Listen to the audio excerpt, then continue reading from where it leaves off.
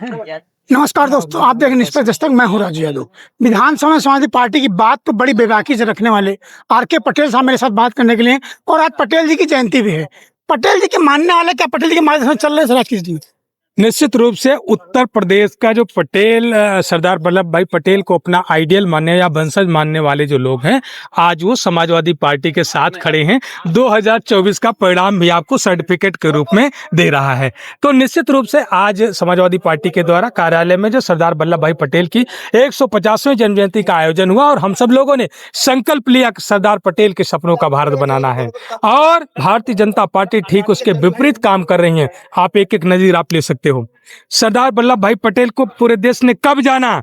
जब 1918 में खेड़ा का आंदोलन हुआ और ब्रिटिश हुकूमत ने जब सूखे की कंडीशन में लगान आरोपित करने का काम किया था और वसूली के लिए उत्पीड़न करने का काम हो रहा था, तो सरदार वल्लभ भाई पटेल आगे आए। उन्होंने कहा नहीं देना है, लगान नहीं देना है, और वो आंदोलन चला और सरकार घुटने टेकी, उस कर को, उस लगान को माफ करने का काम किया। 1928 में जब बारदोली के किसानों से 22% बढ़ा करके लगान लिया जा रहा था, उस समय भी सरदार वल्लभ भाई पटेल आगे आए और उन्होंने कहा कर नहीं देना है। अंत में ब्रिटिश हुकूमत घुटने टेकी और उसको माना और कर को समाप्त करने का काम किया, लगान समाप्त करने का काम किया। लेकिन मोदी जी की सरकार क्या कर रही है? एक सरदार वल्लभ भाई पटेल स्टेडियम था मोटेरा अहमदाबाद, उसको बदल करके नरेंद्र मोदी स्टेडियम कर दिया। सरदार पटेल का सम्मान है? अरे उनको अपमानित करने वाला ये काम है। और जो किसान का प्रमुख यंत्र जो होता है वो ट्रैक्टर है खेती करने के लिए।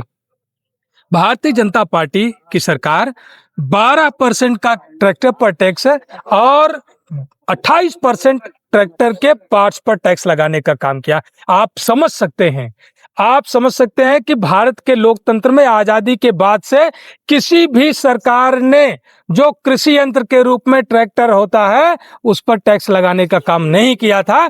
लेकिन ये किसान विरोधी भारतीय जनता पार्टी की सरकार, ये सरदार पटेल विरोधी भारतीय जनता पार्टी की सरकार किसानों के ट्रैक्टर पर टैक्स वसूलने का काम कर रही है। सरदार पटेल की जयंती आज सरकार रन फॉर यूनिटी के नाम पे मना रही है और जीएसटी टैक्स लेती है, 10 साल तक लूटती है, मतलब लूटती है। उसके बाद कहती है मैंने जीएसटी माफ कर दिया। जो 10 साल का टैक्स लिया उसने किसी को वापस तक किया तो माफ कैसे किया? देखिए, हमने अभी आपको बताया कि जीएसटी का कानून भी सरदार वल्लभ भाई पटेल ने जो भारत के संविधान में जो संघीय ढांचे की अवधारणा, जो फेडरल स्ट्रक्चर को परिभाषित किया गया, ठीक उसके विपरीत है।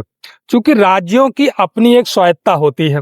हमारे भारत के संविधान में केंद्र के अपने अधिकार हैं और राज्यों के अपने अधिकार हैं, और इस तरीके का कर जो है वो राज्यों के अधीन होता है। राज्य किस विषय पर कितना कर लगाएगा इसके लिए वो स्वतंत्र होता है। लेकिन सरकार, चूंकि centralisation of money and power, पूरी कमान अपने पास में रह करके लोकतंत्र को खत्म करके ईस्ट इंडिया कंपनी बनाना चाहते हैं, कुछ गिने चुने उद्योगपतियों के साथ देश को चलाना चाहते हैं। इसलिए इन लोगों ने जीएसटी कानून लाया और जीएसटी से राज्य कमजोर हुए हैं। और जीएसटी में मनमाना अभी तक जो जीएसटी से, जो आपने कहा दूध दही पर भी हम लोगों ने जीएसटी दिया, दूध दही पर भी जीएसटी दिया। आप भारत के लोकतंत्र को देख लीजिए, अंग्रेजों ने इस तरीके का कोई कर नहीं लगाया होगा। भारतीय जनता पार्टी की सरकार ने जितने तरीके का कर लगाया, आप सोचो, इन्होंने कहा जीएसटी का मतलब वन नेशन वन टैक्स, यही कहा। आप लोगों ने खूब चलाया वन नेशन वन टैक्स। आप गाड़ी खरीदते हो वहां पर जीएसटी भरते हो कि नहीं भरते हो? उसके बाद रजिस्ट्रेशन कराते हो, उसका टैक्स भरते हो। रोड पर आते हो, रोड टैक्स देते हो, और हाईवे पर जो आपके टोल प्लाजा लगे हैं उस पर भी टैक्स देते हो। टायर खराब होता है, टायर खराब होता है, 28% जीएसटी देते हो। आप सर्विस करवाने के लिए भेजते हो, हर पार्ट की 28% जीएसटी देते हो। तो वन नेशन वन टैक्स कहाँ रहा? ये भारतीय जनता पार्टी के लोग अच्छे शब्दों का राजनीतिक व्यापार करते हैं और देश की जनता को मूर्ख बनाते हैं। अच्छा, उत्तर प्रदेश सरकार की जीरो टॉलरेंस की व्यवस्था लागू, हम जीरो टॉलरेंस, लेकिन काकोरी की घटना ले लीजिए, अभी उन्नाव की घटना, देवरे की घटना, जीरो टॉलरेंस अगर है तो हर चौराहे पर अपराधी घूम रहे हैं। अब तो घर में घुस के लोग अपराध कर रहे हैं। देखिए, मैं अगर ये पूछूं कि मुख्यमंत्री जी या भारतीय जनता पार्टी की सरकार अपराध में जीरो टॉलरेंस की बात कर रही है, तो इतने जो हत्या बलात्कार की घटनाएं जो हो रही हैं, छिनैती की घटनाएं हो रही हैं, ये कौन कर रहा है? इसका मतलब है कि सत्ता पोषित गुंडे लोग हैं जो कर रहे हैं। अपराधी तो प्रदेश छोड़ करके जा चुके हैं, या जो बचे थे वो जेल चले जा चुके हैं। तो जब अपराधी जेल में है और जो है वो छोड़ करके प्रदेश भाग गए हैं, इसका मतलब है कि भारतीय जनता पार्टी के समर्थित गुंडे इस तरीके का काम कर रहे हैं। जो अपराध हो रहा, जो आपने काकोरी की घटना की, भारतीय जनता पार्टी की सरकार में जो विषमता, जो गैर बराबरी पहले थी, फिर से उसी को लाना चाहते हैं हम। काकोरी की घटना कितनी शर्मनाक बात कि पेशाब जैसी चीज पिलाने बुजुर्ग के साथ में बीमार बुजुर्ग के आदमी साथ इस तरीके की घटना कारित की जाए। मुख्यमंत्री जी का उस पर बयान क्यों नहीं आया? क्यों उन पर कार्रवाई करके प्रदेशवासियों को नहीं बनाया कि इस तरीके का दुस्साहस करने वाले का ये हंस क्या उनके घरों पर बुलडोजर चला? नहीं चला। क्या उनके घरों पर बुलडोजर चला?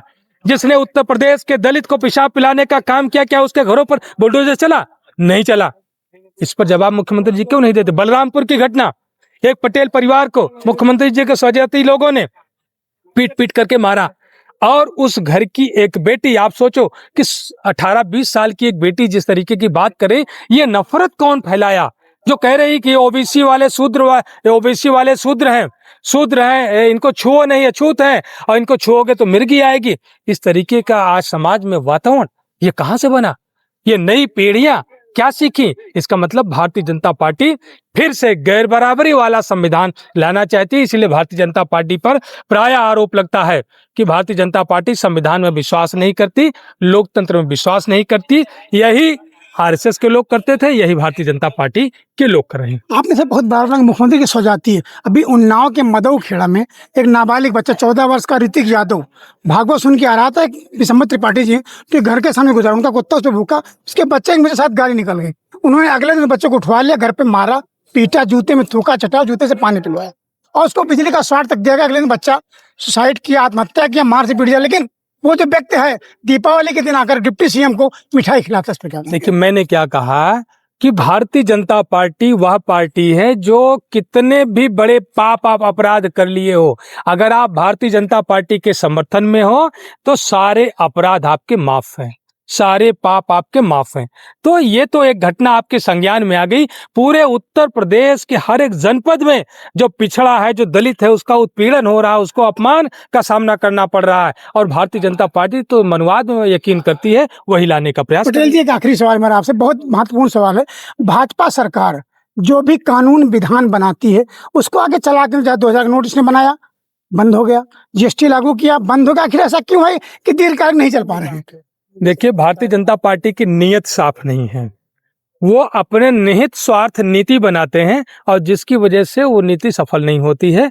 इन्होंने जितने भी कानून बनाए हैं अभी तक, सारे कानून संविधान विरोधी कानून है। अभी आपने सुना होगा एक ट्रिब्यूनल रीऑर्गेनाइजेशन एक्ट 2021 बनाया, बहुत सारे छोटे छोटे ट्रिब्यूनल को खत्म किया और उसकी पूरी कमान सेंट्रल अपने पास रख लिया। और अब सोचे कि छोटा छोटा कर्मचारी, छोटा छोटा लोग जो है कहाँ जाएगा न्याय पाने के लिए, कहाँ जाएगा? वो हाई कोर्ट, सुप्रीम कोर्ट के दरवाजे अगर खटकाएगा तो उसको वकीलों की कितनी फीस भरनी पड़ेगी। लेकिन सरकार को गरीबों की कोई चिंता नहीं है, जो छोटे कर्मचारी हैं उनकी कोई चिंता उसे नहीं है।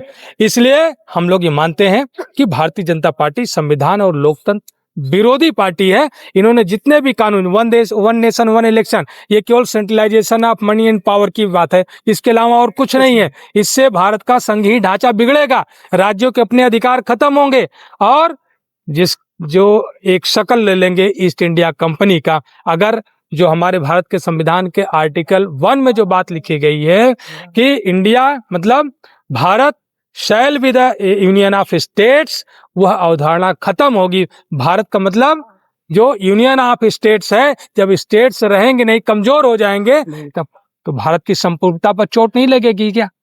भारत की संप्रभुता पर चोट नहीं लगेगी। इसलिए हम लोग कहते हैं कि संविधान विरोधी लोग हैं। जैसे कि आर.के. पटेल जी मतलब भारतीय जनता पार्टी संविधान विरोधी लोग, ये लोग समाज के हित में कोई काम नहीं, जो भी काम करते हैं अपने हित के काम करते हैं। कैमरामैन के साथ राजू यादव, निष्पक्ष दस्तक, लखनऊ।